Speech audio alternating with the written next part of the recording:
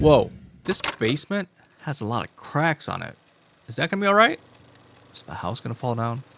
Hey, what about over here? There's a lot of staining, a lot of white staining on the walls, on the basement. Is that okay? And then what about this corner over here? This corner has a lot of dark staining, almost like a active moisture lake. It looks like. Is that gonna be right? Is that supposed to be like that? Those are two of the most common problems with basements, right? So if you're buying a house with a basement in the Midwest, like a Milwaukee market, basements are very common. Two of the most common issues: walls moving and potential water coming in. Those are the two biggest issues with basements, right? So in this video, you definitely won't want to miss it, because I'm going to talk about, are they a big deal? Is it a minor deal? Is it a major deal? How do you properly repair it? And what's the potential cost? So my name is lor.vang. If you haven't been to the channel yet, welcome to the MoveSmart community here. And in this video, I'm going to educate you a little bit about basements. I'm not an expert.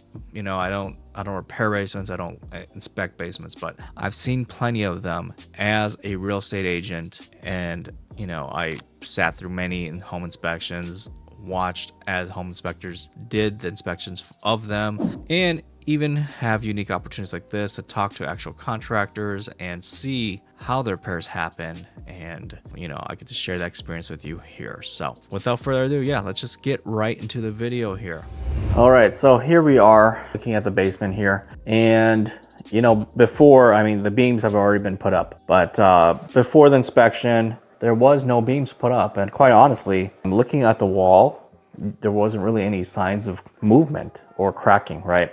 And so if you live in an area where basements are very common, then you know that it's not a matter of if your basement ever needs repairs, it's really just when, right? And so as you can tell, there's not really much cracks in the blocks at all. Visually, before, the seller went under contract and the buyer at the time did the home inspection, we really did not even notice that there was any kinds of movement. But during the home inspection process, the inspector measures the wall, the straightness of the wall, with a laser. And so if there is movement of 1/4 inch or less, that is within the tolerance normally, where it's considered acceptable, right? Like, a little bit of movement's fine, probably since the time that they built it. And this is a home that is built in the 60s, late 70s there. So something like that, right? So it's very old.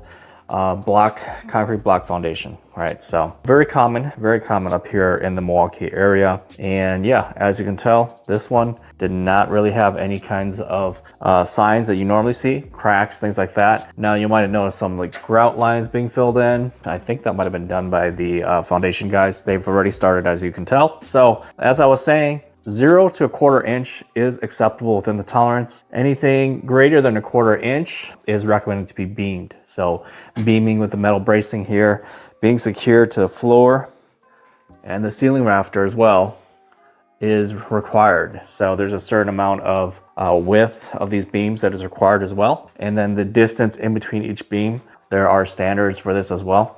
Those are all within the Wisconsin Association of Foundation Repair Professionals.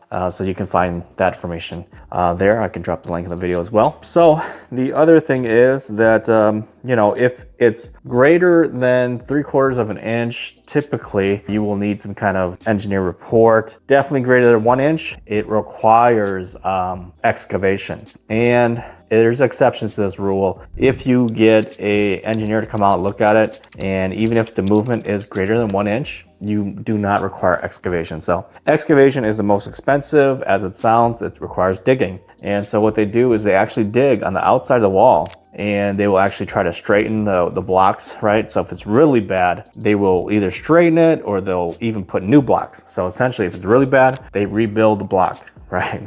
Rebuild your entire wall block by block. And that is really pricey. So something like this, I forgot the exact pricing. I don't know the price that my client paid, but some clients in the past, something like this, where it's just one wall like this, you're probably looking about roughly $3,000 to $4,000 just for the beaming. Now, as you notice down here, we take a look down here. So that's the foundation wall we just talked about. But down here, they're doing drain tile work. So it was found that the house needed some drain tile work done because water was coming through the bricks, right? So it was being held inside the bricks and then coming through. So you can see like the water staining here. So this likely is a sign of a gutter issue on the outside as well. So there's a gutter problem outside, compounded by the problem of the drain tile system not working, right? So now you have a lot of, this staining and it just coming through, right? So you see the white minerals from the water there. And then you may also notice that there's holes now. They drilled in holes to help relieve the water, to help it come out. And there's actually holes down here behind this plastic as well to help drain. So they help force all that water that's trapped inside out. And then actually down here, underneath this black plastic, they put the corrugated corrugated black tubing, which, I don't want to lift this up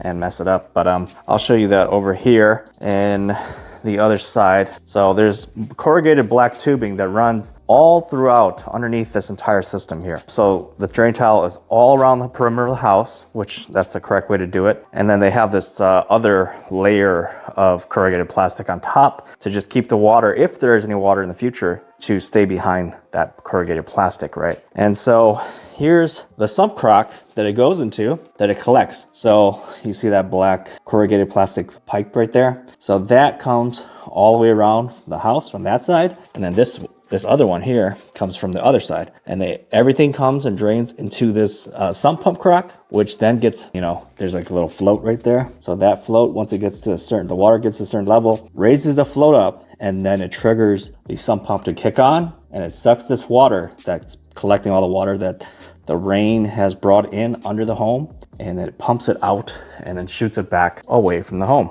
That's how that works. And usually you always want to have a check valve as well so that the water doesn't backflow. That would be bad.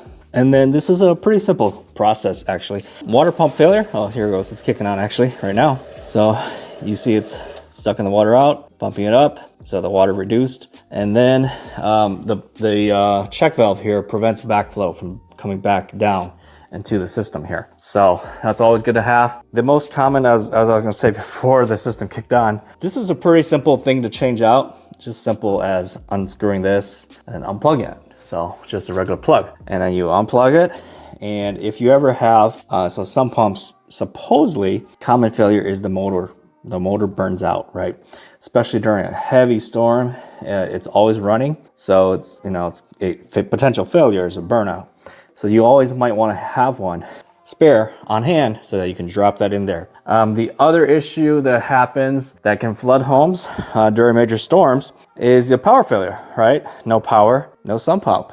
So another thing that homeowners will have is they'll install a battery backup system. So they'll have a backup power, right? Basically a car battery that takes over if the home loses power, so that the sump pump is still running, still pumping that water out. So that's very good to have. And so that is pretty much it for the drain tile system. And as you can see, they cracked the entire perimeter of the basement floor here, and they put that in all the way down, right? And so that is pretty pricey from some quotes I've seen. In the past, a house like this, roughly, a little over 1,000 square feet, I've seen quotes like 12 grand to 15 grand just for the drain tile. Maybe I'm a little bit high. I don't know, maybe 10 grand. But yeah, so, it's gonna run you about 10 grand. And then if you don't have a crock pump already, that's gonna add even more money to the thing. This house already had one, so they're good to go here already. So that's pretty much the drain tile system. And when they're done, obviously they're not finished yet. They're gonna come back tomorrow actually, and they're gonna pour concrete. So brand new concrete. They're gonna fill this all in. And usually when we as agents and home buyers walk into a home, we notice right away when you see this corrugated black plastic, because the finished floor stops kind of right here. So you'll see the corrugated plastic sticking up. So that's usually your sign that, oh, they did some kind of drain tile work. So that's good. So that means that the house that you're potentially buying has already drain tile system updated, corrected, and you will not have any water penetration issues in your home potentially, right?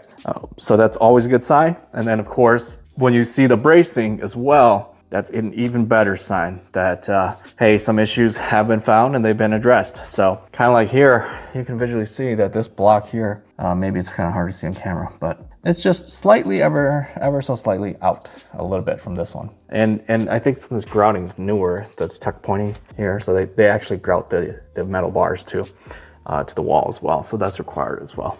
But this wall was found to be also shifting out of tolerance. And visually looking at it, I mean, like I said, there's no cracks in the block. Sometimes you'll see a crack right in the middle of the block. That's usually a pretty bad sign when it cracks right in the middle of the block.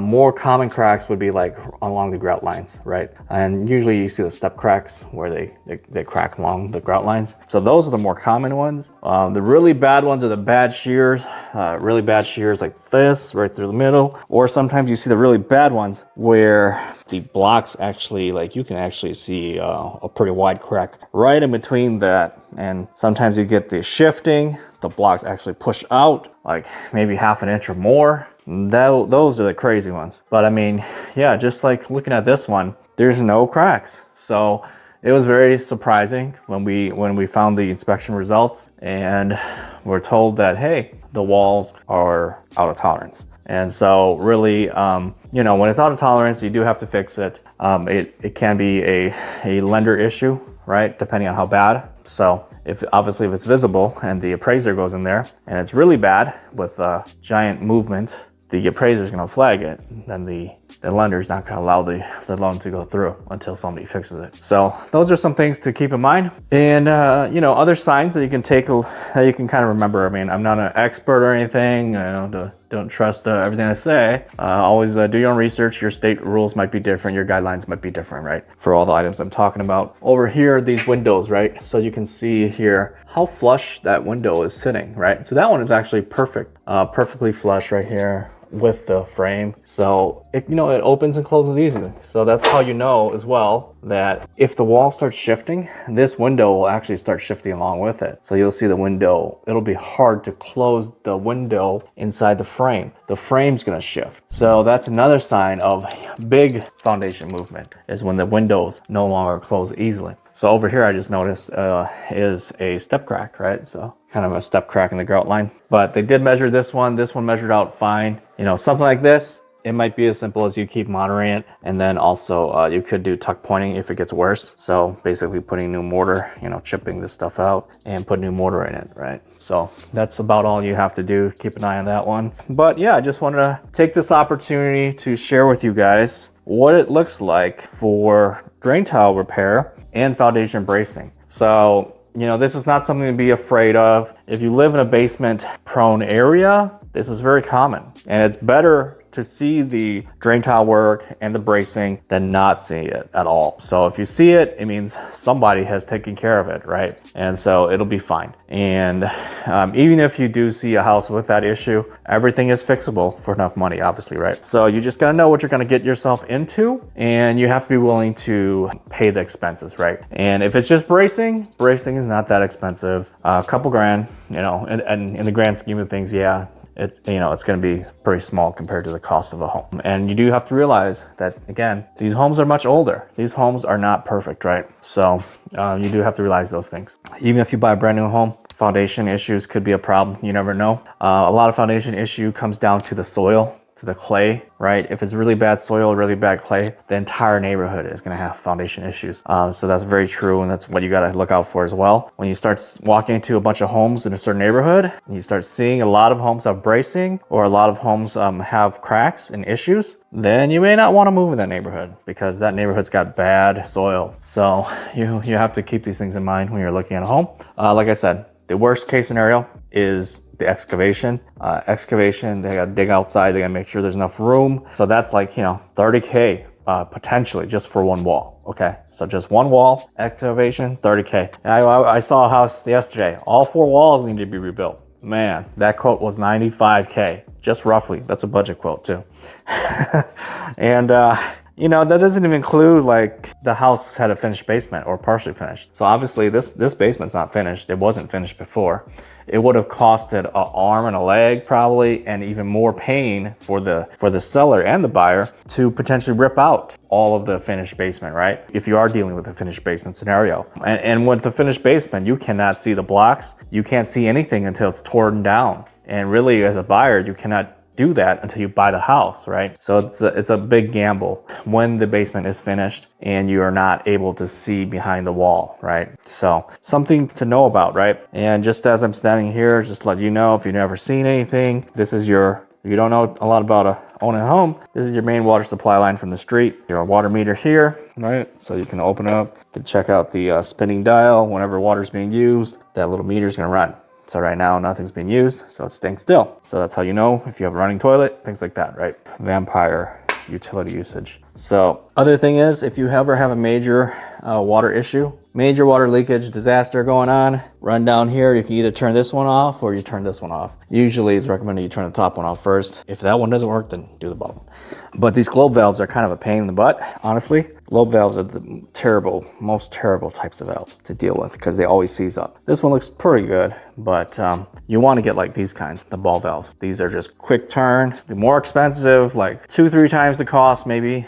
But yeah, those are a lot more convenient than these, especially when these seize up. Those are no fun.